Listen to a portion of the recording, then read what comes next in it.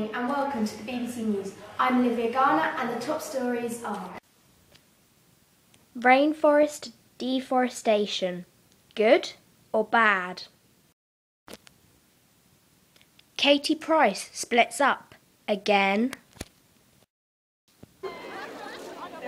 Prince Harry beats Usain Bolt in a 100-metre sprint whilst visiting Jamaica. And lastly, Portsmouth finally beat administration to win the championship. But first, let's head out live to the Amazon rainforest for our reporter, Joe Groves. Thank you, Olivia. I spent 3 days out here in the Amazon to investigate deforestation and how it's affecting what we call the nutrient cycle, which, by the way, is how nutrients are passed through both animals and plants. Now, we all know you are in the Amazon, which, like all other rainforests, is located between the two tropics of Cancer and Capricorn. Tell me what the climate is like out there, Joe. Well, as you can probably tell, it's very humid out here, thanks to all that rainfall, which, by the way, can reach up to 250 centimetres a year. As for the landscape, you can see for yourself. We're in one of the more open areas of the Amazon, but elsewhere we've been able to find lianas, strangler figs, buttress roots, infertile soil, and much, much more. We've also been able to spot some exquisite wildlife, such as toucans, anacondas, jaguars, and even gorillas in this exquisite land. That's some great finds, but going back on topic more. Why are the rainforests such as the Amazon so important, and why exactly are you out there, Joe? Well, that's a very good question, but I don't think you can say the biggest answer on how important they are without mentioning the fact that the Amazon is the world's largest draining system. 1/5 of the world's freshwater supplies can also be found up here, as well as 50,000 insect species per square mile. And of course, I haven't even mentioned the obvious. Plants anywhere really allow us to keep surviving. They happily take in the CO2 we breathe out and exchange it for oxygen for all animals. Now, out in places like the Amazon, actions such as logging, road building and mining are being performed in the rainforests. How is development like this affecting the rainforest? Well, put simply, very poorly.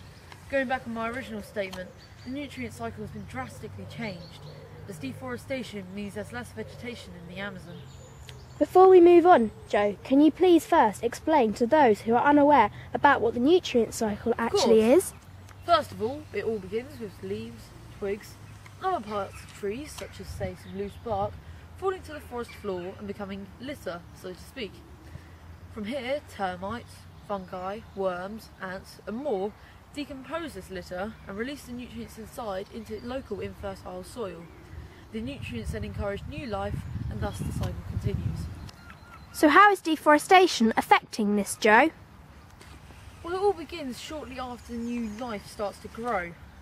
And normally, when a tree has grown a considerable amount, it will start to sacrifice, unintentionally of course, its soon-to-be litter. Now, when logging occurs, no or very small amount of litter actually falls to the ground. This means that when whatever litter has fallen is decomposed, a lot less nutrients enter the already infertile soil. This then leads to a small amount of new life starting to grow. Finally, this awful broken nutrient cycle is repeated instead of the normal one.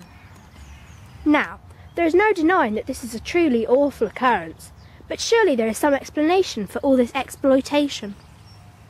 Yes, well, as with most things, there are multiple answers to that statement.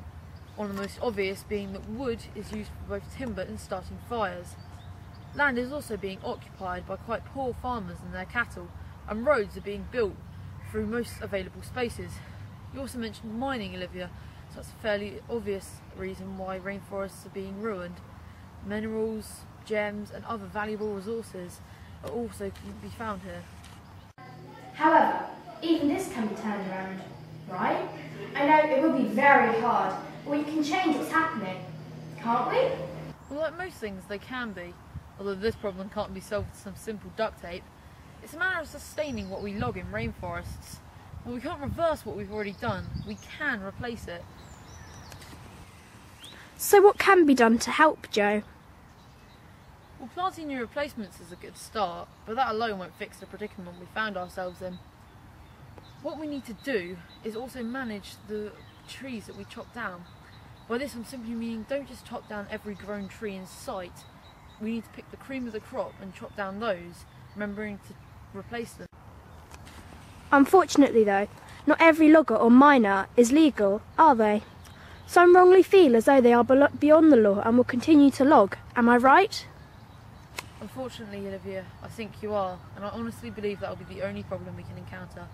Most honest workers, once the situation has been explained and the facts shown, will honestly completely understand the necessary steps that have to be taken. On the plus side, if we can stop illegal workers, then Amazon and many other rainforests such as this can be saved. This is Joe Groves, reporting live from the Amazon, BBC News. Thank you, Joe. As we've all just seen, rainforests are truly at stake, and we need the word to be spread. Coming up after a short advert break. The iPad 9 is released just 2 months after the third version. Coney turns himself in. And we speak to the creator of the hit social networking site Twitface.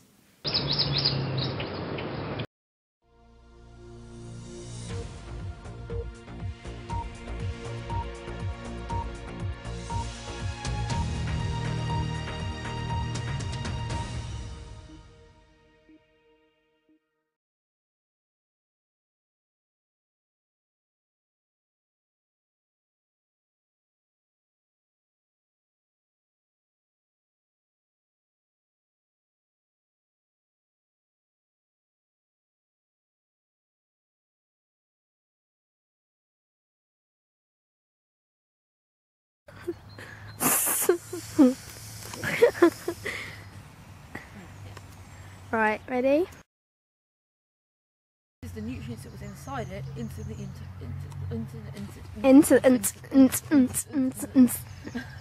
There. Back a bit. That way a bit.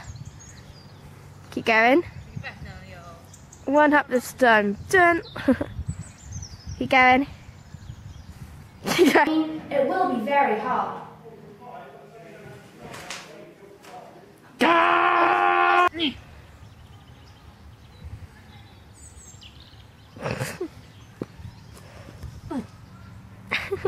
I don't think hitting it's going to help. Hitting things always helps.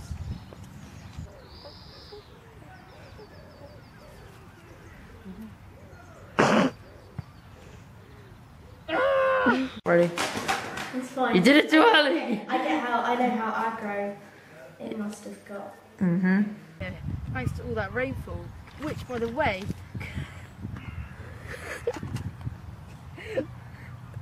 iPad 9 is released just 2 months after the first. I can't say third.